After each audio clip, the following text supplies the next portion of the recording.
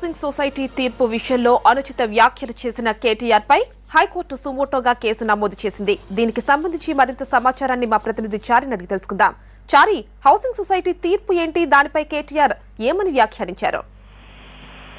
గతంలో స్వామిగౌడ్ టీఎన్జిఓ అధ్యక్షుడిగా ఉన్నప్పుడు జరిగినటువంటి హౌసింగ్ సొసైటీలో అవకతవకలు జరిగాయని చెప్పేసి టీఎన్జిఓలోనే ఉన్నటువంటి కొంతమంది హైకోర్టులో కేసు వేయడం జరిగింది. దాని మీద హైకోర్టు ఇచ్చినటువంటి తీర్పును తీర్పుపై కేటీఆర్ తప్పుపడుతూ వ్యాఖ్యలు చేయడం జరిగింది. ఆ వ్యాఖ్యల మీద ఈ రోజు హైకోర్టు సుమోటోగా తీసుకుంది. అయితే హైకోర్టు ఇచ్చిన వ్యాఖ్యల మీద ఎందుకు అలాంటి వ్యాఖ్యలు చేయాల్సి వచ్చింది అని చెప్పేసి వివరణ ఇవ్వాలి అని చెప్పేసి హైకోర్టు కొద్దిసేపటి క్రితమే నోటీసులు జారీ చేశారు. అయితే ఈ నెల 30 లోపు వివరణ ఇవ్వాలని చెప్పేసి కేటీఆర్ కి నోటీసులు ఇచ్చారు. అయితే కొద్దిసేపటి క్రితమే కేటీఆర్ కి హైకోర్టు ఇచ్చినటువంటి నోటీసులు అందాయి. మొత్తానికి హౌసింగ్ సొసైటీలో జరిగిన అవకతవకల మీద హైకోర్టు చేసినటువంటి తీర్పు కావచ్చు, హైకోర్టు చేసినటువంటి ఆర్డర్ మీద కేటీఆర్ మాట్లాడడం కొంత హైకోర్టు కూడా సీరియస్ గా తీసుకున్నట్టు కనబడుతుంది. అయితే ఈ నెల 30 లోపు అసలు ఆ రోజు అలాంటి కామెంట్స్ చేయడానికి కారణం ఏంటో చెప్పాలి అని చెప్పేసి